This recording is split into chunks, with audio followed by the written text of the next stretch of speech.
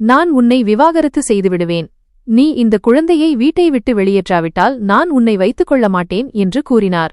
நான் அந்த பச்சை குழந்தையை சிவன் கோவிலுக்கு வெளியே விட்டுவிட்டேன். பிறகு என் கணவரிடம், என் கடவுள் நிச்சயம் ஒரு அதிசயத்தை நிகழ்த்துவார், காலைக்குள் எல்லாம் சரியாகிவிடும் என்று கூறினேன். அவர் சத்தமாக சிரித்துவிட்டு, சரி, உனக்கு காலை வரை நேரம் இருக்கிறது. அதற்குள் எதுவும் நடக்கவில்லை என்றால் நான் உன்னை விட்டுவிட்டு வேறு திருமணம் செய்து கொள்வேன் என்றார். காலை நேர ஆரத்திக்கு இன்னும் 15 நிமிடங்கள் இருந்தன. திடீரென்று கோவிலின் ஒலிபெருக்கியில் இருந்து ஒரு அறிவிப்பு வந்தது. அதை கேட்டு என் கணவர் கதறி அழுதார். நான் கோவிலின் ஒரு மூலையில் அமர்ந்து கண்ணீர் வடித்துக் கொண்டிருந்தேன். கைகளை கூப்பி இறைவனிடம் வேண்டிக் கொண்டிருந்தேன். என் கணவர் கோவிலுக்கு வெளியே நின்று என்னையே பார்த்து கொண்டிருந்தார். தொடர்ந்து என்னை பார்த்து சிரித்துக் கொண்டும் இருந்தார். அவர் முன்பு இவ்வளவு மோசமான மனிதராக இருக்கவில்லை. இன்று ஏன் இப்படி மாறிவிட்டார் என்று எனக்கு தெரியவில்லை. எதுவும் நடக்காது, எதுவும் மாறாது. உன்னைப் போன்ற பெண்களுக்கு கடவுள் கூட எதுவும் செய்யமாட்டார். இப்படி 4-5 மணி நேரத்தில் அற்புதங்கள் நடக்காது என்று அவர் சொல்லிக்கொண்டே இருந்தார். நான் அழுது கொண்டே ஒரே ஒரு விஷயத்தை மட்டும் சொல்லிக் கொண்டிருந்தேன். இறைவா, எனக்கு உதவி செய். நீ என்ன செய்ய முடியும் என்று இந்த மனிதனுக்கு காட்டு. உனது நீதிதான் உண்மையானது. என் குழந்தையின் பெயரால் இன்று உனது அற்புதத்தை காட்டு. என் வாழ்நாள் முழுவதும் உன்னை மட்டுமே வணங்கினேன். உன்னிடமே கேட்டேன். நிறைய துன்பங்களை அனுபவித்துவிட்டேன். இன்று உன் பக்திக்கான பலனை தா என்று வேண்டினேன். நான் அழுது கொண்டிருந்தபோது என் கணவர், மாமியார் மற்றும் நாத்தனார் என அனைவரும் என்னை பார்த்து சிரித்தனர். நான் முற்றிலும் தனிமையில் இருந்தேன். எனக்கு கடவுளைத் தவிர வேறு யாரும் இல்லை. நேரம் கடந்து கொண்டே இருந்தது. நம்பிக்கை மெல்ல மெல்ல குறைந்து கொண்டிருந்தது. இனி எதுவும் நடக்காது என்று நினைத்து நான் எழ இருந்தேன். ஆரத்தி நேரம் ஆகிவிட்டது. விடியற்காலை வெளிச்சம் பரவத் தொடங்கியது. நான் தலை குனிந்து அழுது கொண்டிருந்தேன். அப்போது கோவிலில் இருந்து வந்த ஒரு அறிவிப்பு அனைவரையும் அதிர்ச்சியில் உறைய வைத்தது. என் இதயம் நின்றுவிட்டது போல இருந்தது. அங்கே நின்றிருந்த அனைவரின் முகத்திலும் அமைதி நிலவியது. நான் வெறும் கால்களுடன் கோவிலை நோக்கி ஓடினேன். ஏனென்றால் அங்கே அந்த அதிசயம் எனக்காக காத்துக் கொண்டிருந்தது. என் பெயர் காமினி. நான் பார்ப்பதற்கு மிகவும் அழகாக இருப்பேன். ஆனால் என் விதி என்னைப் போல அழகாக இல்லை. வாழ்நாள் முழுவதும் நான் மக்களின் ஏளன பார்வையை சந்திக்க வேண்டியிருந்தது. நாங்கள் ஏதோ நடமாடும் பாவம் போல மக்கள் எங்களை பார்த்தார்கள். என்னையும் என் அம்மாவையும் எப்போதும் ஒரே மாதிரியான பார்வையுடனே பார்த்தார்கள். என் திருமண முடிவு இவ்வளவு திடீரென்று மற்றும் இவ்வளவு வெறுப்புடன் எடுக்கப்படும் என்று நான் நினைத்துக்கூட பார்க்கவில்லை. இன்றும் என் அம்மாவின் வார்த்தைகள் என் காதுகளில் ஒலிக்கின்றன. தந்தை பெயர் இல்லாமல் பிறக்கும் குழந்தைக்கு இந்த உலகத்தில் யாரும் இரக்கம் காட்டுவதில்லை என்று அவர் கூறுவார். நான் அவர்களின் மகள். ஆனால் அவர்களுக்கு நான் ஒரு சுமையாக மாறிவிட்டேன். அவர்கள் எவ்வளவு சீக்கிரம் முடியுமோ அவ்வளவு சீக்கிரம் என்னிடமிருந்து விடுபட விரும்பினார்கள். என் அப்பாவைப் பற்றிய பேச்சு எங்கள் வீட்டில் ஒருபோதும் வெளிப்படையாக நடந்ததில்லை. அவர் ஒரு பெரிய மனிதர் என்பது மட்டும் தெரியும். ஆனால் அவர் யார், எந்த ஊர் என்பது யாருக்கும் தெரியாது. மக்கள் எப்போதும் நான் முறையற்ற உறவில் பிறந்தவள் என்றே பேசிக்கொள்வார்கள். சிறுவயது முதல் பெரியவள் ஆகும் வரை இதையே கேட்டு வளர்ந்தேன். இந்த அவப்பெயர் என் தலையில் எப்போதும் நிழலாக தொடர்ந்தது. தெருவில் உள்ள பெண்கள் என்னை தாழ்த்தி பேச எந்த வாய்ப்பையும் விடமாட்டார்கள். அவர்களின் வார்த்தைகள் என் நெஞ்சில் கத்தி போல குத்தும். ஆனால் நான் என்ன செய்ய முடியும்? என் அம்மாவும் இதே மக்களுக்கு இடையேதான் வாழ்ந்தார். இவர்களின் வீடுகளில் வேலை செய்து இவர்களின் வசவுகளை தாங்கிக் கொண்டார். எனக்கு என் அப்பாவின் மீதுதான் மிகுந்த வெறுப்பு இருந்தது. அவரால்தான் எங்கள் வாழ்க்கை இப்படியானது. நான் அவரை பார்த்ததில்லை. ஆனால் அவர் உயிருடன் இருந்திருந்தால் எங்களை கண்டுபிடித்திருப்பார். எங்கள் வாழ்க்கை இப்படி ஆகியிருக்காது. ஒரு நாள் அம்மா சொன்னார், உனக்கு ஒரு வரன் வந்திருக்கிறது. இதை கேட்டதும் என் நெஞ்சில் ஒரு இனம் புரியாத பயம் வந்தது. வரன் கொண்டு வந்தவரின் பெயர் சஞ்சய். நான் அந்த பெயரை அதுவரை கேட்டதே இல்லை. அம்மா அவர் வயதில் மிகவும் பெரியவர், முகத்தோற்றம் சரியில்லை, படிப்பில்லை, வேலையும் சரியில்லை என்று சொன்னார். இதை கேட்டு என் இதயம் மூழ்கிவிட்டது போல இருந்தது. அவருக்கு ஏற்கனவே 2 திருமணங்கள் ஆகியிருந்தன. 2 மனைவிகளும் அவரை விட்டுச் சென்று விட்டார்கள். அவரிடம் பணமும் இல்லை, மரியாதையும் இல்லை, குழந்தையும் இல்லை. இருந்தாலும் அந்த வரன் எனக்காக வந்தது. அம்மா, பெயர் தெரியாமல் பிறக்கும் குழந்தைகளுக்கு நல்ல வரன் எங்கே வரும் என்று மட்டும் கூறினார். உனக்கு குறைந்தது ஒரு வரனாவது வந்ததே, நான் இனி தாமதிக்க மாட்டேன் என்று அம்மா கூறினார். நான் எதிர்த்தேன்.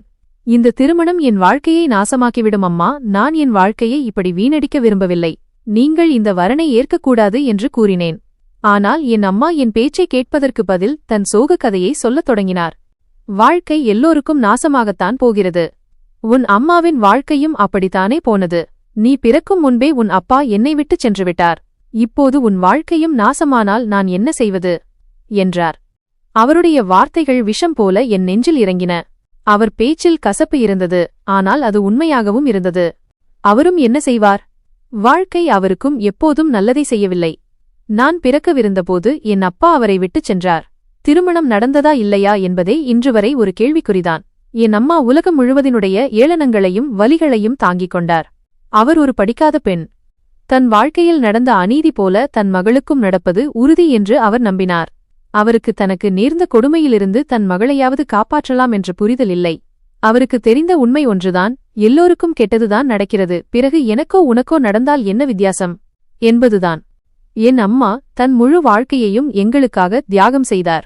அவர் மற்றவர் வீடுகளில் வேலை செய்தார். மக்களின் ஏளனங்களை தாங்கினார். ஒவ்வொரு மூச்சையும் எங்களுக்காகவே வாழ்ந்தார். ஆனால் இப்போது அவர் சோர்ந்து விட்டார்.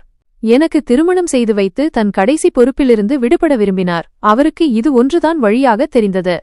அந்த பாதை என்னை கொண்டு செல்லும் இடம் எதுவாக இருந்தாலும் அவருக்கு கவலையில்லை. என் மனதில் 1000 கேள்விகள் எழுந்தன, ஆனால் என்னிடம் பதிலில்லை. நான் என் அம்மாவிடம் கேட்டேன், அம்மா, நீங்கள் எப்போதாவது என்னை பற்றி யோசித்தீர்களா? என் கனவுகள், என் ஆசைகள், என் வாழ்க்கையைப் பற்றி, இவையெல்லாம் உங்களுக்கு முக்கியமில்லையா? ஆனால் அவரின் பதில் எப்போதும் ஒன்றாகவே இருக்கும். வாழ்க்கை கனவுகளால் ஓடுவதில்லை, யதார்த்தத்தை ஏற்றுக்கொள்ள வேண்டும். பிறகு சஞ்சயுடன் என் திருமணம் நிச்சயிக்கப்பட்ட அந்த நாளும் வந்தது. அந்த நாளை என்னால் மறக்கவே முடியாது. என் அம்மா என் திருமண ஏற்பாடுகளை தன் வாழ்க்கையின் மிகப்பெரிய சுமையை இறக்கி வைப்பது போலவே செய்தார். அவர் என்னை கட்டியணைத்தபோது அவர் கண்களில் அன்பு இல்லை, ஒருவித வெறுமைதான் இருந்தது. அவர் எனக்காக பிரார்த்தனை செய்வதாகச் சொல்லிக்கொண்டே இருந்தார். ஆனால் அவர் வார்த்தைகளில் உண்மையான நம்பிக்கை இல்லை. சஞ்சய் எனக்கு ஒரு அந்நியர், இப்போது என் கணவர் ஆகிவிட்டார். திருமண நாளன்று கூட எல்லாம் ஒரு வியாபாரம் போலவே தோன்றியது. எந்த உணர்ச்சியும் இல்லை. அவர் கண்களில் எந்த பிரகாசமும் இல்லை.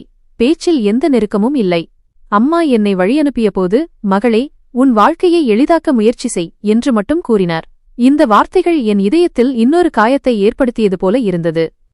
சஞ்சயின் அம்மா மற்றும் தங்கை, அதாவது என் மாமியார் மற்றும் நாத்தனார் மக்களிடம், நாங்கள் மிகவும் புண்ணிய காரியம் செய்திருக்கிறோம்.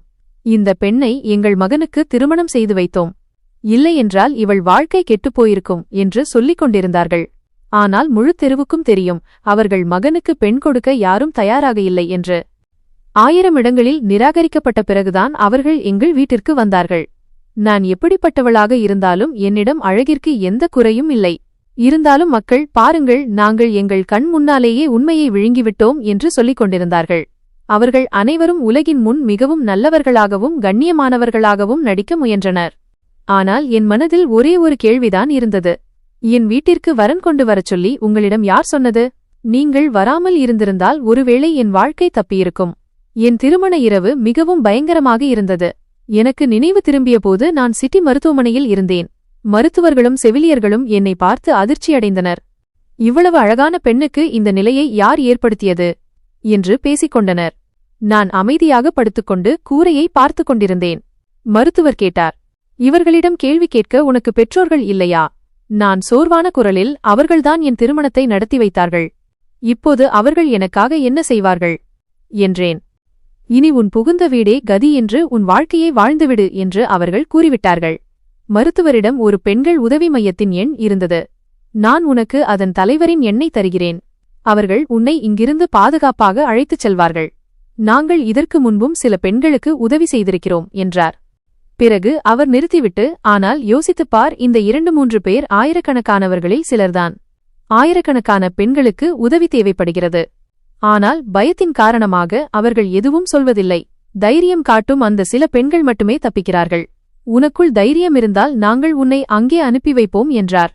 நான் மெதுவாகச் சொன்னேன், எனக்கு யாருடைய எண்ணும் வேண்டாம். தனிப்பெண்ணின் விதியில் அவமானம் மட்டுமே எழுதப்பட்டுள்ளது. அது இங்கேயானாலும் சரி, அங்கேயானாலும் சரி. மருத்துவர் பெருமூச்சு விட்டு, சரி, உன் விருப்பம் என்றார். நான் வீட்டிற்கு திரும்பினேன். வந்தவுடனே என் முன்னால் பாத்திரங்களின் மலை குவிக்கப்பட்டது. நான் இப்போதுதான் புதுப்பெண்ணாக வந்திருக்கிறேன் என்பதை கூட யாரும் யோசிக்கவில்லை. ஒரு நாள் கூட ஆகவில்லை. என்னை இங்கே மருமகளாக கொண்டு வரவில்லை, வேலைக்காரியாக கொண்டு வந்தது போல இருந்தது. வீட்டில் நிறைய வேலைகள் இருந்தன. நான் காலை முதல் இரவு வரை வேலையில் இருப்பேன். என் நாத்தனாரும் மாமியாரும் படுக்கையில் அமர்ந்து ஓய்வெடுப்பார்கள். அவர்களுக்கு காலை உணவு, தண்ணீர், சாப்பாடு என எல்லாவற்றையும் நான் படுக்கைக்கே சென்று கொடுப்பேன். மிக மோசமான விஷயம் என்னவென்றால், இவ்வளவு செய்த பிறகும் அவர்கள் என்னை ஒருபோதும் பாராட்ட மாட்டார்கள். என் கணவர் வீட்டிற்கு வரும்போது அவர்கள் இருவரும் நாங்கள் காலையிலிருந்து வேலை செய்கிறோம், இந்த ராணி அம்மா சும்மா உட்கார்ந்திருக்கிறார் என்று பொய் சொல்வார்கள். பிறகு அந்த ஆண்மகன் என் கணவர் சில சமயம் கையை ஓங்குவார், சில சமயம் வார்த்தைகளால் காயப்படுத்துவார். பக்கத்து வீட்டு பெண்களும் ஒரு நாள் என்னிடம், இந்த வீட்டில் ஏற்கனவே 2 பெண்கள் இப்படித்தான் ஓடிப்போனார்கள், இவர்கள் யாருடைய வாழ்க்கையையும் நரகமாக்கி விடுவார்கள், நீ எத்தனை நாள் தாக்குப்பிடிப்பாய் என்று தெரியவில்லை என்றார்கள். நான் என்ன சொல்ல முடியும்? எனக்கு பின்னாலும் நெருப்பு, முன்னாலும் நரகம். போவதென்றால் எங்கே போவது? திருமணத்திற்குப் பிறகு என் வாழ்க்கை நான் எப்போதும் பயந்தபடியே ஆகிவிட்டது. சஞ்சய் என்ற என் கணவர் ஒரு கடுமையான மற்றும் சுயநலவாதியாக இருந்தார். வாழ்க்கையின் ஒவ்வொரு நாளும் சுமையாக இருந்தது. ஆனால் நான் என் அம்மா சொன்னதை நினைவில் வைத்திருந்தேன். வாழ்க்கை எளிதானதல்ல. அதுவே என் நிதர்சனமாக மாறியது. ஒரு பெண் முழுமையாக மாட்டிக்கொள்ளும்போது அவளுக்கு பெரும்பாலும் மோசமான கணவனும் மோசமான புகுந்த வீடும்தான் கிடைக்கிறது. பிறகு அவள், எனக்கு ஒரு குழந்தை கிடைத்தால் நன்றாக இருக்கும், நான் நேசிக்கக்கூடிய, என்னுடன் விளையாடக்கூடிய, எனக்கு ஆதரவாக இருக்கக்கூடிய என் சொந்த குழந்தை வேண்டும் என்று நினைக்கிறாள். ஆனால் நான் தாய்மைக்காக வேண்டியதுதான் என் மிகப்பெரிய தவறு. சஞ்சயின் 2 மனைவிகளுக்கும் குழந்தை பிறக்கவில்லை. எப்போதும் இரக்கமற்றவராக இருந்த அந்த மனிதர் திடீரென்று எனக்காக மென்மையாவார் என்று நான் கனவிலும் நினைக்கவில்லை. நான் அம்மாவாக போகிறேன் என்று டாக்டர் சொன்னபோது என் மனதில் மகிழ்ச்சியும் பயமும் ஒருசேர எழுந்தன. ஆனால் என் கணவரின் முகத்தை பார்த்து நான் திகைத்து போனேன். அவர் முகத்தில் உண்மையான மகிழ்ச்சி இருந்தது. மருத்துவரின் அறையிலிருந்து வெளியே வந்ததும் அவர் என் கையை பிடித்துக் கொண்டார். இந்த தருணம் எனக்கு ஒரு கனவு போல இருந்தது. அவர் கைகளில் முதல்முறையாக மென்மை இருந்தது.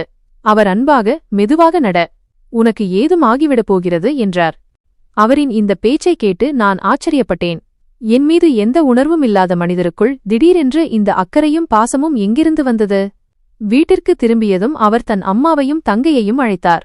அவர் குரலில் அதே கண்டிப்பு இருந்தது. ஆனால் இம்முறை அந்த கண்டிப்பு எனக்கு ஆதரவாக இருந்தது. எச்சரிக்கை, இனி யாராவது என் மனைவியை தொந்தரவு செய்தால் விளைவு நன்றாக இருக்காது. இவள் அம்மாவாக போகிறாள், இவளின் ஓய்வில் முழு கவனம் செலுத்தப்பட வேண்டும் என்றார். அவரின் இந்த வார்த்தைகள் எனக்கு கனவு போல இருந்தன. நான் ஒருபோதும் நிஜமாகும் என்று நினைக்காத கனவு அது. பிறகு அவர், இவள் சமைக்க மட்டும் செய்வாள், அதுவும் 3 மாதங்கள் வரை மட்டுமே. அதன் பிறகு இவள் முழு ஓய்வு எடுக்க வேண்டும். மீதமுள்ள வீட்டு வேலைகளை நீங்கள் பார்த்துக் கொள்ளுங்கள், அல்லது வெளியிலிருந்து சாப்பாடு வாங்கிக் கொள்ளுங்கள். நான் இவளுக்காக தினமும் பழங்கள், பால் மற்றும் தேவையான அனைத்தையும் கொண்டு வருவேன் என்றார். இதை கேட்டு நான் சில நொடிகள் திகைத்து நின்றேன். என் வாழ்க்கையை நரகமாக்கிய அதே மனிதனா இவர்? அவருடைய அம்மா மற்றும் தங்கையின் முகத்தில் மகிழ்ச்சி மற்றும் கலக்கம் இரண்டுமே தெரிந்தன. இது எப்படி, ஏன் திடீரென்று நடக்கிறது என்று அவர்கள் யோசித்துக் கொண்டிருக்கலாம். சிறிது நேர அமைதிக்குப் பிறகு மாமியார், இது என்ன பேச்சு? பெண்கள் எப்போதும் வேலை செய்து கொண்டுதானே இருக்கிறார்கள், கர்ப்பம் என்பது ஒரு நோய் இல்லையே என்றார். ஆனால் என் கணவர் அவர்களின் பேச்சை உறுதியாக மறுத்துவிட்டார். நான் சொல்லிவிட்டேன் அல்லவா, இனி இவள் எந்த வேலையும் செய்ய மாட்டாள், இதில் எந்த விவாதமும் வேண்டாம் என்றார். என் மனதில் ஒரு நம்பிக்கை கீற்று தோன்றியது. கடவுள் உண்மையிலேயே அவர் மனதை மாற்றிவிட்டாரா? அவர் உண்மையில் மாறத் தொடங்கிவிட்டாரா? இந்த மாற்றம் நிரந்தரமானதா அல்லது சில நாட்களுக்கானதா என்று எனக்கு தெரியவில்லை. ஆனால் அந்த தருணத்தில் நான் அதை நம்பினேன். அவருடைய மென்மையான மற்றும் அக்கறையான குணம் எனக்கு ஒரு வரப்பிரசாதமாக தோன்றியது. வரும் குழந்தையின் அருளால் இது நடக்கிறது என்று நினைத்தேன். ஒருவேளை இந்த குழந்தை எங்கள் வாழ்க்கையில் நல்ல மாற்றத்தை கொண்டு வரலாம். அந்த தருணம் என் வாழ்க்கையின் ஒரு அழகான திருப்பமாக இருந்தது. என் மனதில் நம்பிக்கை மற்றும் மகிழ்ச்சியின் தீபத்தை ஏற்றிய தருணம் அது. கடவுள் என் பிரார்த்தனையை கேட்டுவிட்டார் என்று நினைத்தேன். இரவு நேரம் நான் அறையில் அமர்ந்து என் வாழ்க்கை ஒரு புதிய திசையை நோக்கிச் செல்வதாக நினைத்துக் கொண்டிருந்தேன். பல வருட இருளில் புதைந்து கிடந்த என் நம்பிக்கைகள் மீண்டும் உயிர்த்தெழுந்தன. கணவரின் மாறிய நடத்தை என் விதியில் நிம்மதி எழுதியிருப்பதாக நம்ப வைத்தது. நான் கடவுளுக்கு நன்றி தெரிவித்துவிட்டு மனதில் புதிய கனவுகளை நெய்யத் தொடங்கினேன். ஆனால் இந்த மகிழ்ச்சி மிகச்சிறிது நேரமே நீடித்தது. இரவில் தண்ணீர் எடுப்பதற்காக நான் அறையை விட்டு வெளியே வந்தபோது என் கணவரின் குரலை கேட்டேன். அவர் தன் அம்மா மற்றும் தங்கையோடு பேசிக் கொண்டிருந்தார். நான் கதவின் பின்னால் நின்று அவர்கள் பேசுவதை கேட்கத் தொடங்கினேன். நான் கேட்ட விஷயம் என் இதயத்தை சுக்குநூறாக உடைத்தது. என் நாத்தனார் கோபமாக, நீ உன் மனைவியை எங்கள் தலையில் ஏற்றி வைத்துவிட்டாய் என்றார். அவள் இப்போது ராணி போல சுற்றுகிறாள், வீட்டு வேலை எதுவும் செய்வதில்லை, உனக்கும் அவளைத் தவிர வேறு எதுவும் தெரிவதில்லை என்றார். அதற்கு என் மாமியாரும் கோபமாக, ஆமாம், இது என்ன பேச்சு? நீ அவளை ஏன் இவ்வளவு தலையில் தூக்கி வைத்திருக்கிறாய்? இவள் நம்மை இப்படி ஆழ்வாள் என்று நாங்கள் நினைத்து கூட பார்க்கவில்லை என்றார். இவ்வளவு நேரம் என்னிடம் அன்பாகவும் மென்மையாகவும் நடந்து கொண்ட என் கணவர் திடீரென்று முற்றிலும் மாறுபட்ட மனிதராக மாறினார். அவர் சிரித்துக்கொண்டே, நீங்கள் ஏன் கவலைப்படுகிறீர்கள்? இது வெறும் 9 மாத விஷயம். குழந்தை பிறக்கட்டும், அப்புறம் பார்த்துக்கொள்ளலாம். நான் இவளை விவாகரத்து செய்துவிடுவேன் என்றார். அவரின் இந்த வார்த்தைகளைக் கேட்டு என் இதயம் துடிக்கவே மறந்துவிட்டது போல இருந்தது. அவர் வாயிலிருந்து இந்த வார்த்தைகளைக் கேட்பது என் காலடியிலிருந்து பூமி நழுவுவது போல இருந்தது. நான் சிலையாக அங்கே உறைந்து நின்றேன். மூச்சுவிடக்கூட மறந்து போனது. மாமியார் விவாகரத்து கொடுத்தால் வேறு பெண் எங்கே கிடைப்பாள்? இவ்வளவு அழகான பெண் எளிதில் கிடைக்க மாட்டாள் என்றார். இவள் இளமையானவள், முக்கியமாக ஒருபோதும் புகார் சொல்வதில்லை. நாம் என்ன சொன்னாலும் அமைதியாக கேட்டுக்கொள்கிறாள் என்றார். என் கணவர் அலட்சியமாக, யாராவது கிடைப்பார்கள். இப்போது இவள் மீது என் மனதில் எந்த உணர்வும் இல்லை. இவள் மீது எனக்கு சலிப்பு ஏற்பட்டுவிட்டது என்றார். சிறிது நேர அமைதிக்குப் பிறகு மாமியார், சரி, 9 மாதங்கள் பொறுத்துக் கொள்ளலாம் என்றார். ஆனால் இவளை அதிகம் தலையில் ஏற்ற தேவையில்லை என்று மாமியார் கூறினார். என் கணவர், அடவிடுங்கள், இவள் மகிழ்ச்சியாக இருந்தால் குழந்தை ஆரோக்கியமாக இருக்கும்.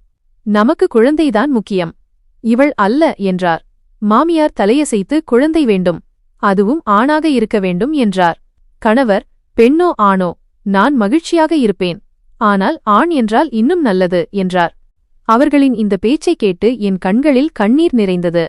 நாள் முழுவதும் அவரின் அன்பான வார்த்தைகளால் ஜொலித்த என் இதயத்தின் மகிழ்ச்சி ஒரே நொடியில் அணைந்து போனது. இதுதான் என் வாழ்க்கையின் உண்மையா? என் இருப்பு வெறும் ஒரு குழந்தையை பெற்றெடுப்பது மட்டும்தானா என்று நினைத்தேன். என் கணவரின் மென்மை இதற்காகத்தானா? நான் அமைதியாக என் அறைக்கு திரும்பினேன். மனதில் ஒரு விசித்திரமான குழப்பமிருந்தது. நான் எல்லாவற்றையும் புறக்கணித்துவிட்டு சிரிப்பது போல நடிக்கவா, அல்லது என் உண்மையை ஏற்றுக்கொண்டு எனக்கு விதிக்கப்பட்ட வாழ்க்கையை வாழ முடிவெடுப்பதா? அன்று இரவு எனக்கு தூக்கமே வரவில்லை. கணவரின் வார்த்தைகள் மீண்டும் மீண்டும் என் காதுகளில் ஒலித்துக் கொண்டே இருந்தன. நமக்கு குழந்தைதான் முக்கியம், இவள் அல்ல. இந்த வார்த்தை யாரோ கத்தியால் குத்தியது போல என் நெஞ்சில் இறங்கி. அடுத்த நாள் காலை நான் கண் விழித்தபோது என் அம்மாவின் வார்த்தைகளை நினைவில் வைத்துக் கொள்ள வேண்டுமென்று உறுதியாக தீர்மானித்தேன். வாழ்க்கை எளிதானது அல்ல, ஆனால் தைரியத்தை ஒருபோதும் இழக்கக்கூடாது. இவை அனைத்தும் எனக்கு எளிதாக இருக்காது என்று எனக்கு தெரியும். ஆனால் என் வாழ்க்கையை எப்படியாவது சமாளிப்பதற்கு எனக்கு தைரியத்தை கொடுக்குமாறு நான் மனதிற்குள் கடவுளிடம் பிரார்த்தனை செய்தேன். என் கணவரின் பேச்சைக் கேட்டு என் இதயம் முற்றிலும் உடைந்து போயிருந்தது. எனக்குள் இருந்த அந்த சிறிய நம்பிக்கையும் அழிந்துவிட்டது. அவர் இன்னும் சிறிது காலமாவது அந்த நம்பிக்கையை தக்கவைத்திருக்கலாம் என்று நான் நினைத்தேன். ஆனால் எல்லாம் வெகு சீக்கிரமே முடிந்துவிட்டது. இந்த நாட்களில் என் கணவரின் மனநிலை சற்று பரவாயில்லை என்று தோன்றியது. ஒருவேளை குழந்தை பிறக்கப் போகும் செய்தி அவர் இதயத்தை சற்று மென்மையாக்கியிருக்கலாம். இந்த சந்தர்ப்பத்தை பயன்படுத்தி என் அம்மாவை சந்திக்க அனுமதி கேட்கலாம் என்று நான் நினைத்தேன். முதலில் நான் தயங்கினேன். ஆனால் பின்னர் தைரியத்தை வரவழைத்துக் கொண்டு நான் என் அம்மாவை சந்திக்க விரும்புகிறேன் என்று கூறினேன். அவர் ஆச்சரியத்துடன் என்னை பார்த்தார். நான் சொன்னது அவருக்கு ஏதோ விசித்திரமான விஷயம் போலிருந்தது. ஆனால் பின்னர் அவர் அமைதியான குரலில், சரி, காலையில் நான் உன்னை விட்டு விடுகிறேன். ஆனால் மாலைக்குள் திரும்பி வரவேண்டும். நானே வந்து அழைத்துச் செல்வேன் என்று கூறினார். நான் உடனே மகிழ்ச்சியுடன் சரி என்று சொன்னேன். இன்று நான் என் அம்மாவை சந்திக்க முடியும் என்று நினைத்தபோது என் மனதில் ஒரு விசித்திரமான அமைதி ஏற்பட்டது. அது சிறிது நேரத்திற்கு என்றாலும் பரவாயில்லை. என் அம்மா எப்போதும் எனக்கு ஒரு வலுவான ஆதரவாக இருக்க முயற்சி செய்தவர். அவர் என் இதயத்தில் ஒரு தனி இடத்தை பிடித்திருந்தார். எங்கள் உறவில் இடைவெளி வந்திருந்தாலும் அவர் என் அம்மாவாகவே இருந்தார். அதே அம்மாதான் என்னை இந்த சிக்கலான உறவில் தள்ளினார். ஆனாலும் அவர்தான் இப்போதும் என் இதயத்திற்கு மிகவும் நெருக்கமானவர். நான் என் அம்மாவின் வீட்டிற்கு சென்று நான் தாயாகப் போகிறேன் என்று சொன்னபோது அவர் மகிழ்ச்சியில் துள்ளிக் குதித்தார். அவர் என்னை கட்டிப்பிடித்தார். என் தலையில் கை வைத்து, எல்லாம் சரியாகிவிடும், கடவுள் உனக்கு ஒரு நல்ல வழியை நிச்சயம் காட்டுவார் என்று கூறினார். நான் சற்று தயக்கத்துடன், அம்மா, நீங்கள் ஏன் அப்பாவை தேட முயற்சிக்கவில்லை? அவர் கிடைத்திருந்தால் ஒருவேளை நம் உரிமையை அவரிடம் கேட்டிருக்கலாம் என்று கேட்டேன். அம்மாவின் முகத்தில் ஒரு சோகம் படர்ந்தது. அவர் கண்களில் ஆழ்ந்த வலி தெரிந்தது.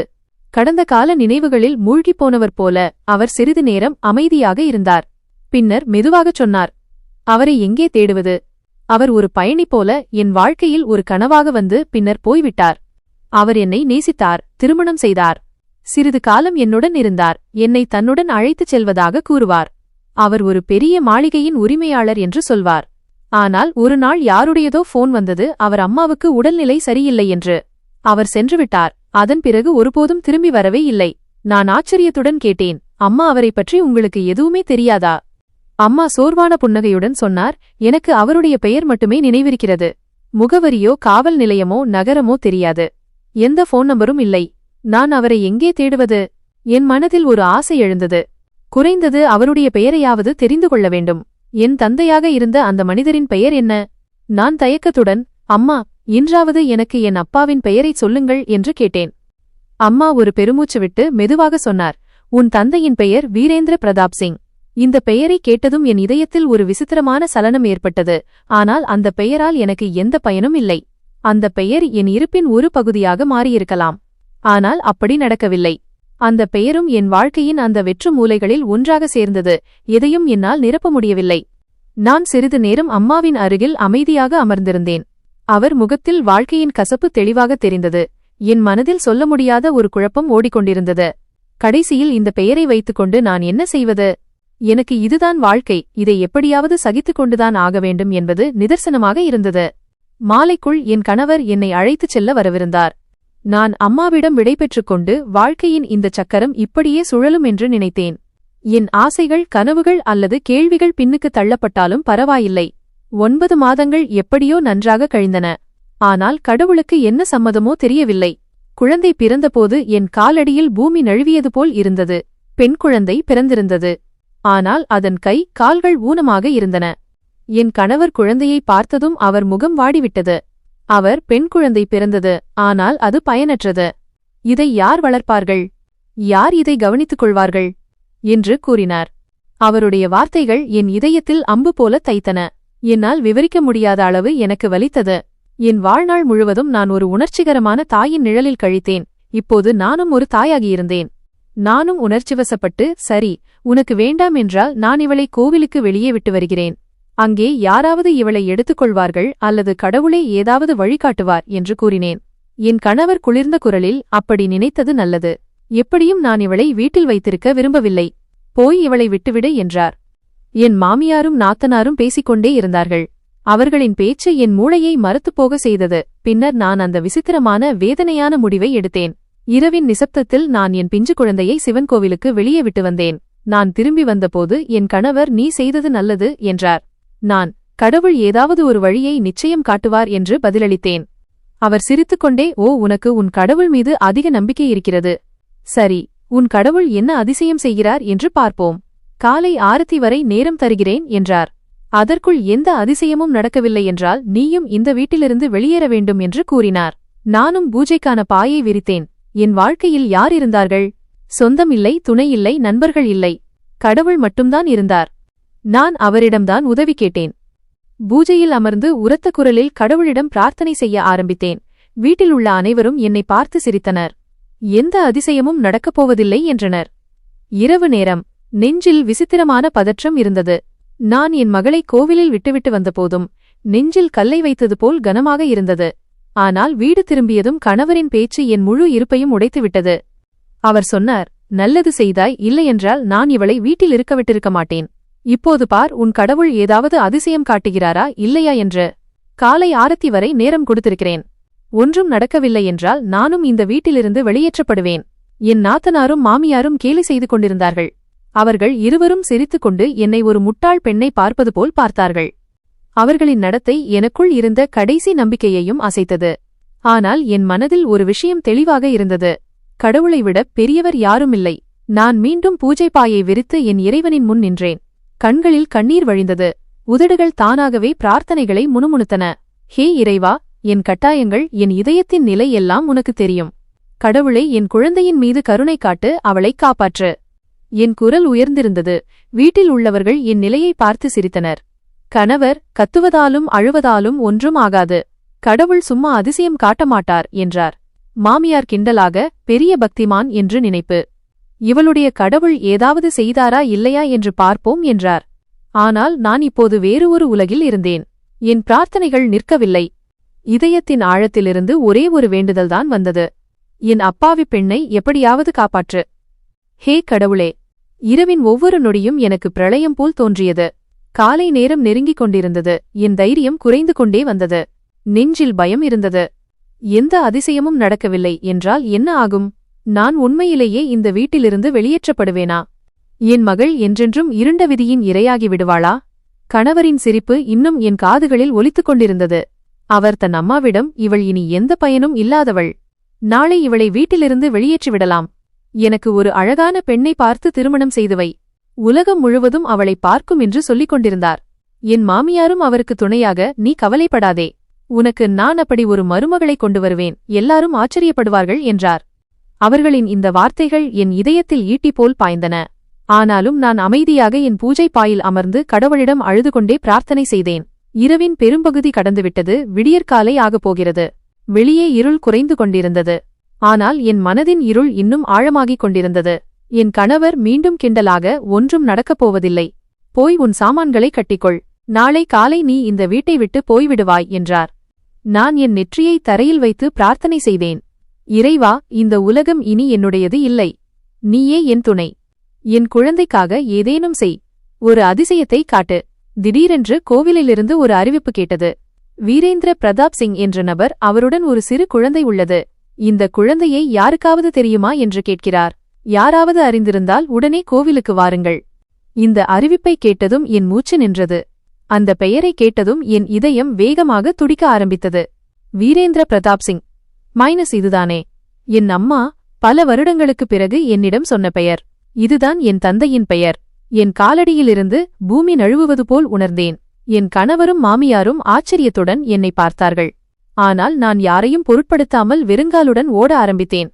என் மனதில் ஒரே ஒரு விஷயம்தான் ஒலித்துக் கொண்டிருந்தது. என் மகள் மற்றும் என் தந்தை. இரவு முழுவதும் சிந்திய கண்ணீருக்குப் பிறகு கடவுள் எனக்கான கதவை திறந்துவிட்டது போல் இருந்தது. என் இதயம் பயத்திற்கும் நம்பிக்கைக்கும் இடையில் நடுங்கிக் கொண்டிருந்தது. ஆனால் என் கால்கள் தொடர்ந்து வேகமாகச் சென்றன. எனக்கு மூச்சு வாங்கியது. ஆனால் நான் நிற்கத் தயாராக இல்லை. நான் கோவிலை அடைந்ததும் வாசலில் நின்று உள்ளே பார்த்தேன். அங்கே கருணையும் பிரகாசமும் நிறைந்த முகத்துடன் ஒரு வயதானவர் நின்றிருந்தார். அவர் மடியில் என் மகள் இருந்தாள். நான் அவரை அடையாளம் கண்டு கொண்டேன். அவர்தான் என் தந்தை. என் கண்களிலிருந்து கண்ணீர் ஆறு போல் கொட்டியது. நான் தள்ளாடும் கால்களுடன் அவர் அருகில் சென்று உரத்த குரலில் சொன்னேன், இந்த குழந்தை என்னுடையது.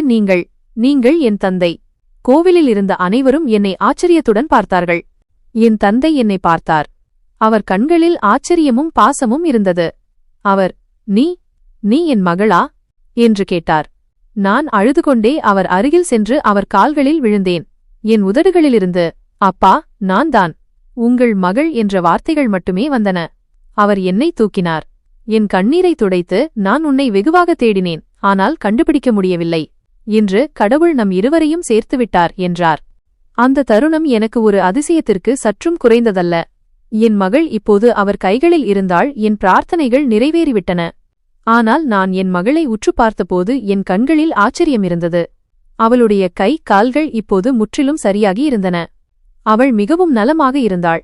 நான் அவளை நெஞ்சோடு அணைத்துக்கொண்டு கடவுளுக்கு முன்னால் தலைவணங்கி நன்றி கூறினேன். என் தந்தை சொன்னார், நான் உன்னையும் உன் அம்மாவையும் தேடித்தான் இங்கு வந்தேன். இரவாகிவிட்டதால் கோவிலிலேயே தங்கிவிடலாம் என்றும் என் பாவங்களுக்காக மன்னிப்பு கேட்கலாம் என்றும் நினைத்தேன்.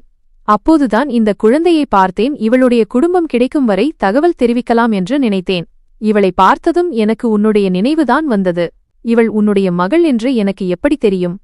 நான் அவரிடம் எல்லாவற்றையும் சொன்னேன்.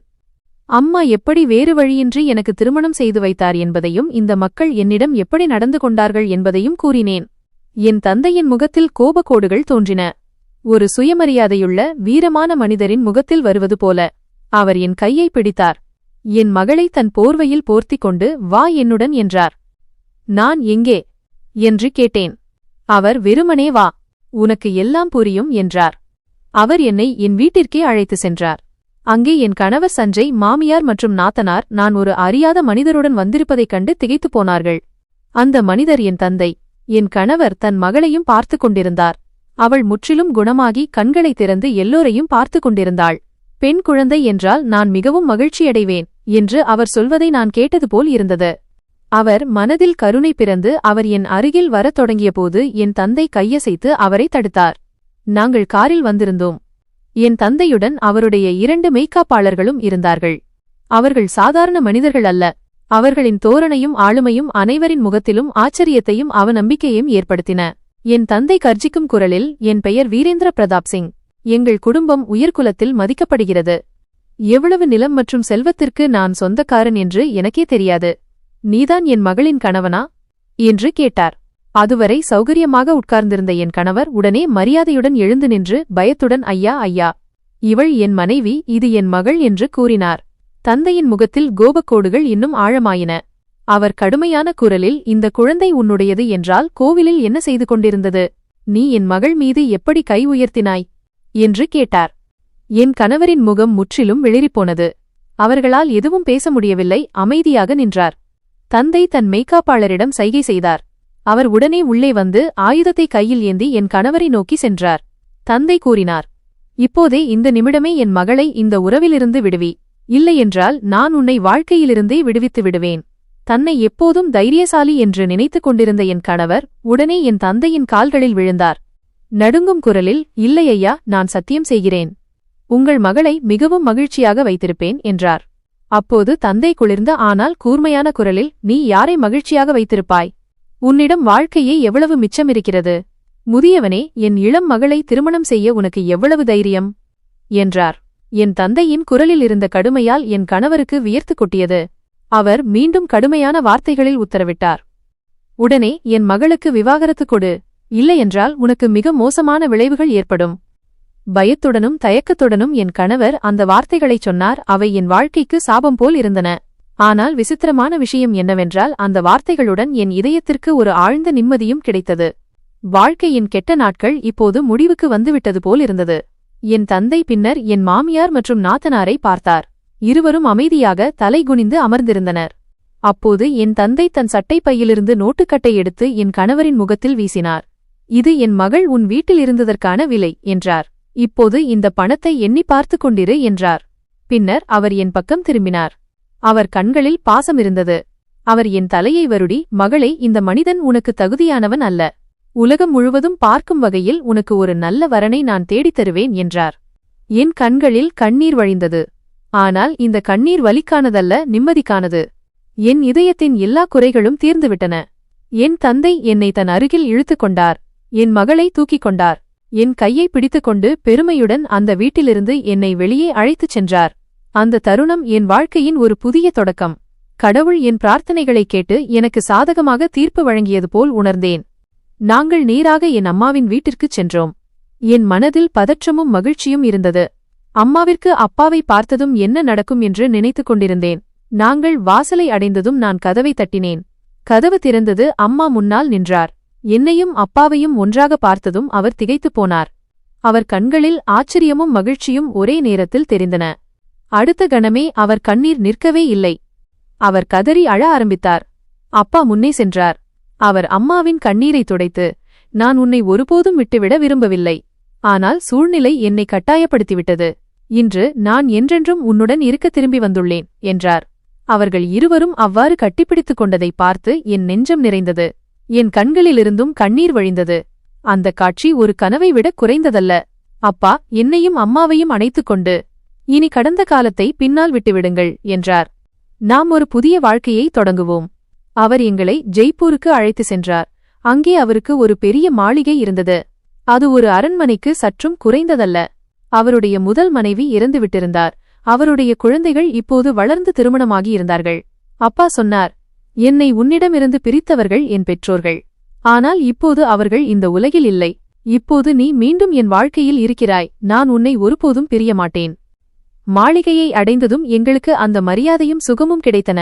அதை நாங்கள் கனவிலும் நினைத்து பார்த்ததில்லை. என் மகளுக்காக தனியாக ஒரு பணிப்பெண் அமர்த்தப்பட்டார். அவர் இரவு பகலாக அவளை பார்த்து கொண்டார். எனக்காக டாக்டர் வரவழைக்கப்பட்டார். அவர் பரிசோதனைக்குப் பிறகு, நீங்கள் மிகவும் பலவீனமாக இருக்கிறீர்கள். ஆனால் நல்ல உணவு மற்றும் ஓய்வின் மூலம் எல்லாம் சரியாகிவிடும் என்றார். அப்பா நாங்கள் கற்பனை செய்து கூட பார்க்காத அனைத்தையும் எங்களுக்கு கொடுத்தார். என் மகளுக்கு புதிய ஆடைகள், பொம்மைகள், ஊஞ்சல்கள், தங்க வளையல்கள் மற்றும் மோதிரங்கள் வரை வாங்கப்பட்டன. அம்மாவுக்காக அழகான ஆடைகள் மற்றும் நகைகள் வாங்கப்பட்டன. எனக்கும் புதிய உடைகள் மற்றும் முழுமையான ஓய்வுக்கான ஏற்பாடுகள் செய்யப்பட்டன. மாளிகையின் உணவில் விதவிதமான பதார்த்தங்கள் பரிமாறப்பட்டன. அதை பார்த்து நாங்கள் ஆச்சரியப்பட்டோம்.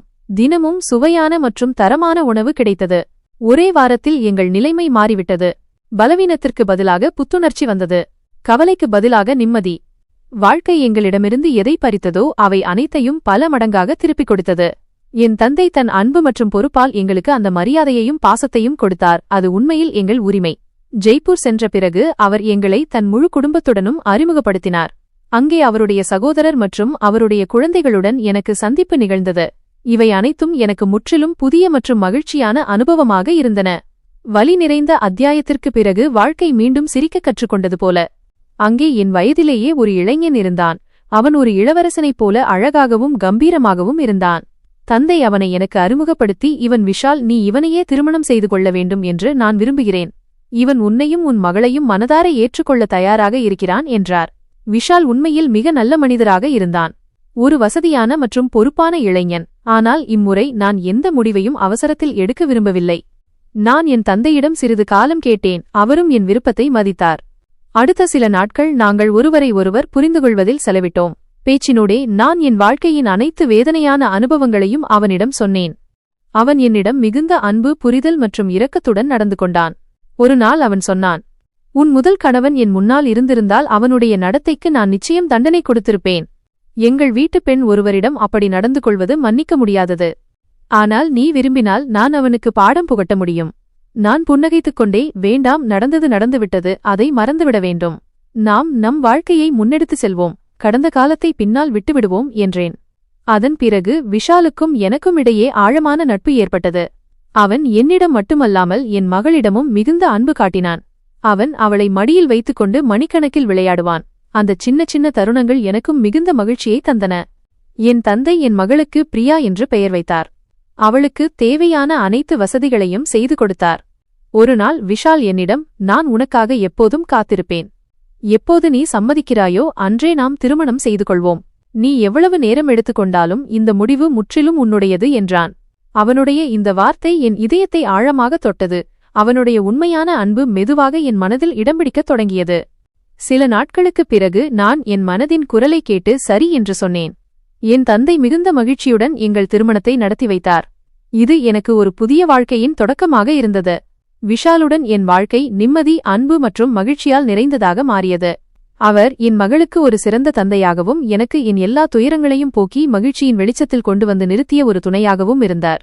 திருமணத்திற்கு பிறகுதான் எனக்கு புரிந்தது, ஒரு ஆண் உண்மையான மனதுடன் நேசிக்கும்போது அவன் ஒரு பெண்ணுக்கு எவ்வளவு மரியாதையையும் சொந்த பந்தத்தையும் கொடுக்கிறான் என்பது. அவர் என் ஒவ்வொரு வலியிலும் ஒவ்வொரு புன்னகையிலும் ஒரு பகுதியாக மாறிவிட்டார். எனக்கு சிறிது கஷ்டம் வந்தாலும் அவர் பதறிப் போய்விடுவார்.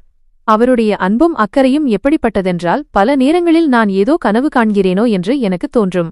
என் தந்தை உண்மையாகவே சொன்னார், அவர் என் திருமணத்தை ஒரு இளவரசனுடன் நடத்தி வைப்பார் என்று. விஷால் உண்மையில் என்னை ஒரு இளவரசி போலவே வைத்திருந்தார். என் வாழ்க்கை இப்போது மகிழ்ச்சியால் நிறைந்திருந்தது. நான் ஒவ்வொரு நொடியும் கடவுளுக்கு நன்றி சொல்லிக் கொண்டிருந்தேன். என் அம்மாவும் இப்போது அப்பாவுடன் மிகவும் மகிழ்ச்சியாக இருந்தார்.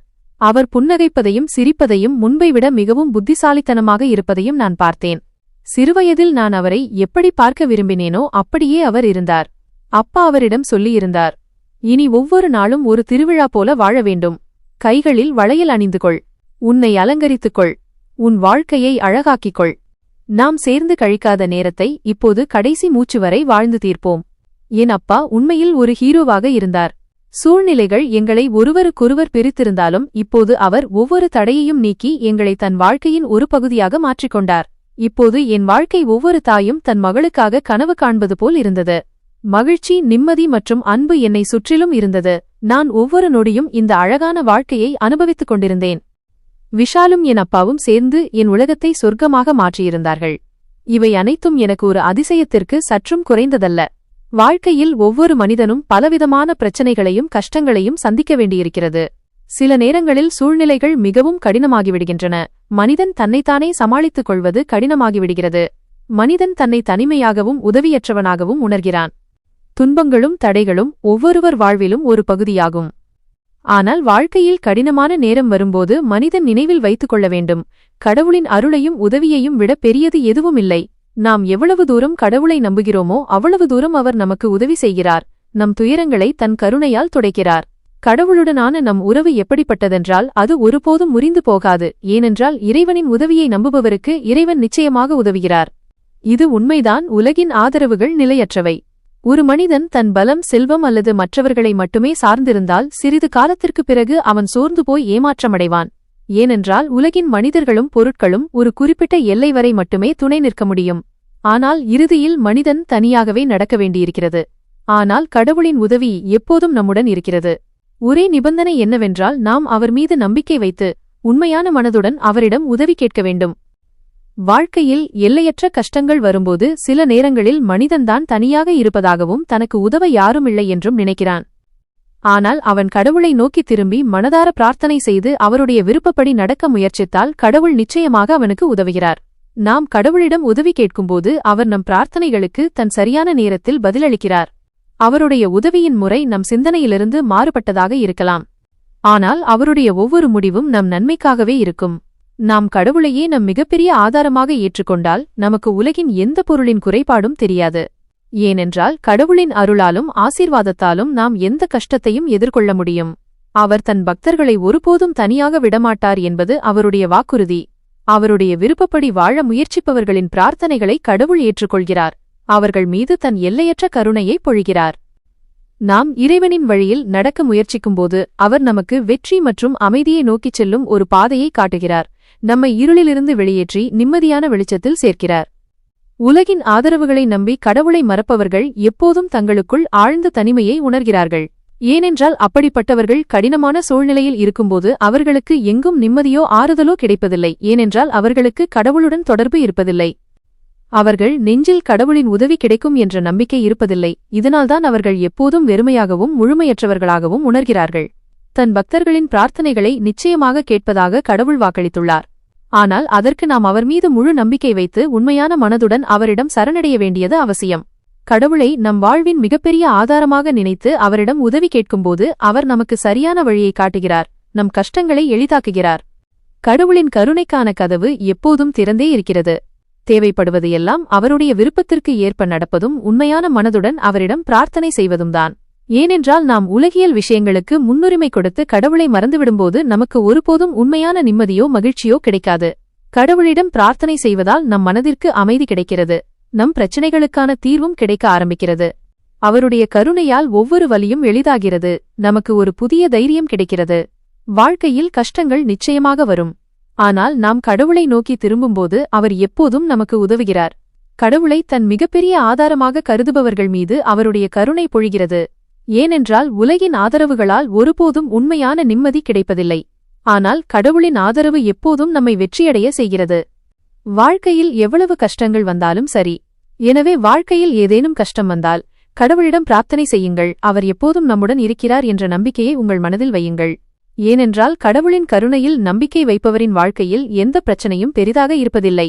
கடவுளின் உதவியால் ஒவ்வொரு பிரச்சனைக்கும் தீர்வு கிடைக்கிறது. அவர் மீது நம்பிக்கை வைப்பவர்கள் மீது அவருடைய எல்லையற்ற கருணை நிலைத்திருக்கிறது. நான் என் வாழ்க்கையில் மிகவும் மகிழ்ச்சியாக இருக்கிறேன். இப்போது எனக்கு எந்த குறையும் இருப்பதாக தெரியவில்லை. என் வாழ்க்கை இவ்வளவு அமைதியாகவும் நிம்மதியாகவும் மாறும் என்று நான் ஒருபோதும் உணரவில்லை. கடவுளின் அருளாலும் ஆசீர்வாதத்தாலும் என் வாழ்க்கை முற்றிலும் மாறிவிட்டது. இன்று நான் நிற்கும் இந்த நிலை அனைத்தும் கடவுளின் கருணையின் விளைவுதான். இப்போது என் வாழ்க்கையில் அமைதி இருக்கிறது, மகிழ்ச்சி இருக்கிறது, அன்பு இருக்கிறது. கஷ்டங்களில் இருக்கும் மக்களுக்காகவும் மனதார பிரார்த்தனை செய்யுமாறு உங்கள் அனைவரிடமும் நான் கேட்டுக்கொள்கிறேன். ஏனென்றால் மனிதன் உண்மையான மனதுடன் கடவுளிடம் மட்டுமே உதவியை எதிர்பார்க்கும்போது ஒரு நாள் எல்லாம் சரியாகிவிடுகிறது. கடவுளின் கருணையால் கிடைக்கும் நிம்மதி இந்த உலகின் வேறு எந்த பொருளிலும் கிடைக்காது. அவருடைய ஆசீர்வாதம் எப்போதும் நம்முடன் இருக்கிறது. தேவைப்படுவது எல்லாம் நாம் உண்மையான மனதுடன் பிரார்த்தனை செய்வதும் அவர் காட்டிய வழியில் நடப்பதும்தான். கடினமான சூழ்நிலையிலும் நாம் கடவுள் மீது நம்பிக்கை வைத்து அவரிடம் பிரார்த்தனை செய்து சரியான பாதையில் நடந்தால் அவர் நமக்கு எல்லா நிலைகளிலும் அமைதியையும் மகிழ்ச்சியையும் வழங்குகிறார். அவருடைய கருணையால் நம் ஒவ்வொரு கஷ்டமும் எளிதாகிறது, நம் விதியே மாறிவிடுகிறது. என் வாழ்க்கையில் இப்போது மகிழ்ச்சி, அன்பு மற்றும் நிம்மதி மட்டுமே இருந்தது. விஷாலுடனான என் திருமண வாழ்க்கை ஒரு அழகான கனவு போல இருந்தது. அப்பா என் மகள் பிரியாவிற்கும் எனக்கும் கொடுத்த மரியாதையும் அன்பும் விலைமதிப்பற்றவை. அம்மாவும் அப்பாவுடன் சேர்ந்து மிகவும் மகிழ்ச்சியாக இருந்தார். அவர் கண்களில் இப்போது நான் சிறுவயதில் தேடிய அதே பிரகாசம் இருந்தது. எங்கள் புதிய வாழ்க்கை ஜெய்ப்பூரின் அந்த பிரம்மாண்டமான மாளிகையில் ஒரு தேவதை கதைக்கு சற்றும் குறைந்ததல்ல. நான் விவாகரத்தானவள் என்றோ பிரியா அவளுடைய சொந்த மகள் இல்லை என்றோ விஷால் ஒருபோதும் என்னை உணரவிடவில்லை. அவளுடைய நடத்தை ஒரு சிறந்த கணவன் மற்றும் தந்தையாக இருந்தது. பிரியாவிற்காக அவர் மணிக்கணக்கில் பொம்மைகளை கொண்டு வருவார். அவளை தூக்கிக் கொண்டு தோட்டத்தில் நடப்பார். அவளுடைய ஒவ்வொரு சின்ன சின்ன விஷயத்திற்கும் புன்னகைப்பார். ஒரு மாலை வேளையில் நான் மாளிகையின் மொட்டை மாடியில் அமர்ந்து நிலாவை பார்த்து கொண்டிருந்தபோது விஷால் என் அருகில் வந்து அமர்ந்தான். நீ ஏன் இவ்வளவு அமைதியாக இருக்கிறாய் என்று அன்புடன் கேட்டான். நான் அவன் கையை பிடித்துக்கொண்டு கடவுள் என் வாழ்க்கையை எவ்வளவு அழகாக மாற்றிவிட்டார் என்று நான் யோசித்துக் கொண்டிருக்கிறேன். சில நேரங்களில் இவை அனைத்தும் உடைந்துவிடுமோ என்று நான் பயப்படுகிறேன் என்றேன். விஷால் என் நெற்றியில் ஒரு முத்தம் கொடுத்து, கவலைப்படாதே என்றானி. இனி எந்த துயரமும் உன்னை தொட முடியாது. நானும் அப்பாவும் எப்போதும் உன்னுடன் இருக்கிறோம். உன் கடந்த காலம் இப்போது ஒரு முடிந்து போன அத்தியாயம் மட்டுமே, நம் எதிர்காலம் ஒரு திறந்த புத்தகம். அதை நாம் மகிழ்ச்சியால் நிரப்புவோம் என்றான். அவனுடைய பேச்சு என் இதயத்திற்கு ஆழ்ந்த நிம்மதியை தந்தது. அப்பா வீரேந்திர பிரதாப் சிங் தன் பொறுப்பை அறிந்திருந்தார். அவர் என்னை அந்த துயரமான உறவிலிருந்து விடுவித்தது மட்டுமல்லாமல் சமூகத்தில் நான் தகுதியான மரியாதையை பெறுவதையும் உறுதி செய்தார். ஒரு நாள் அவர் என்னையும் விஷாலையும் தன் அருகில் அழைத்தார். நீங்கள் இருவரும் என் வாழ்க்கையின் மிகப்பெரிய மகிழ்ச்சி என்று அவர் அன்புடன் கூறினார். நான் உங்களுக்காக ஏதோ யோசித்திருக்கிறேன் விஷால். நீ என் ஜெய்ப்பூர் சொத்துக்கள் மற்றும் வியாபாரம் அனைத்தையும் கவனிக்க வேண்டும் என்று நான் விரும்புகிறேன். நீ ஒரு பொறுப்பான மற்றும் திறமையான இளைஞன். மேலும் என் மகளே என்று அவர் என்னை பார்த்து, நீ இப்போது ஓய்வெடு, இந்த புதிய வாழ்க்கையை அனுபவி என்றார். இதைக் கேட்டு நாங்கள் இருவரும் திகைத்துப் போனோம். விஷால் பணிவுடன், அப்பா, உங்கள் மகளை மகிழ்ச்சியாக வைத்திருக்க நான் எதுவும் செய்வேன். ஆனால் இவ்வளவு பெரிய பொறுப்பு என்று இழுத்தான். அப்பா கையை அசைத்து பேச்சை தடுத்தார். இது பொறுப்பு அல்ல, என் ஆசீர்வாதம். நான் உன்னை என் மகள் மற்றும் அவளுடைய குழந்தைக்காக தேர்ந்தெடுத்தேன். இப்போது உங்கள் இருவர் மீதும் எனக்கு முழு நம்பிக்கை இருக்கிறது. இப்படியாக விஷால் என் வாழ்க்கையில் அன்பை நிரப்பியது மட்டுமல்லாமல் அப்பாவின் வியாபாரத்திலும் புதிய பரிமாணங்களை சேர்த்தான். சில மாதங்களிலேயே விஷாலின் உழைப்பு மற்றும் அப்பாவின் வழிகாட்டுதலோடு அவர்களின் வியாபாரம் பல மடங்கு பெருகியது. பல வருடங்களாக தனிமையில் வாழ்ந்து வந்த என் அம்மா இப்போது வாழ்க்கையின் ஒவ்வொரு நொடியையும் வாழ்ந்து கொண்டிருந்தார். அவருக்காக ஷாப்பிங் செய்ய அப்பா ஒரு தனி அறையையே கட்டியிருந்தார். அதில் விதவிதமான ஆடைகள், புடவைகள் மற்றும் நகைகள் நிரம்பியிருந்தன.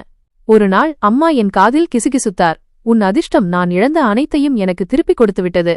உன் அப்பாவின் அன்பு, இந்த வீடு மற்றும் உன் மகளின் மழலைச் சத்தம். இனி வாழ்க்கையில் வேறு என்ன வேண்டும்? அம்மாவும் அப்பாவும் இப்போது ஒரு காதல் ஜோடி போல தெரிந்தார்கள். பல வருட பிரிவுக்குப் பிறகு ஒரு பிரிக்க முடியாத இணைவு ஏற்பட்டது போல. என் வாழ்க்கை பயணம் வலியுடன் தொடங்கி அன்பு மற்றும் மரியாதையுடன் முடிந்தது. வாழ்க்கையில் மிக கடினமான நேரம் வரும்போது உலகின் அனைத்து ஆதரவுகளும் விலகினாலும் இறைவனின் ஆதரவு எப்போதும் நிலைத்திருக்கும் என்பதை நான் உணர்ந்தேன். ஒரு நாள் நான் பிரியாவை விஷால் மற்றும் அப்பாவுடன் சிரித்து விளையாடுவதை பார்த்துக் கொண்டிருந்தபோது நான் மனதிற்குள் கடவுளுக்கு நன்றி சொன்னேன். விஷால், நீ என்ன யோசிக்கிறாய் என்று கேட்டான். என் கதையின் முடிவு எவ்வளவு மகிழ்ச்சியானது என்று யோசிக்கிறேன் என்றேன்.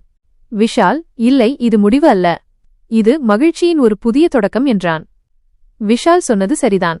என் வாழ்க்கை எனக்கு ஒரு மிகப்பெரிய பாடத்தை கற்றுக் கொடுத்தது. வாழ்க்கையில் எவ்வளவு கடினமான சூழ்நிலைகள் வந்தாலும் ஒருபோதும் தைரியத்தை இழக்காதீர்கள். மனிதன் உண்மையான மனதுடன் இறைவனை நம்பி சரியான பாதையில் நடக்க முயற்சிக்கும்போது கடவுள் தன் அருளால் அவனுக்கு ஒரு வழியை காட்டுகிறார். அது எல்லா துயரங்களையும் அழித்து அவனை மரியாதை, அமைதி மற்றும் உண்மையான அன்பால் நிரப்புகிறது. உலகின் ஆதரவுகள் நிலையற்றதாக இருக்கலாம், ஆனால் இறைவனின் ஆதரவும் உண்மையான உறவுகளும் எப்போதும் நிலையானவை.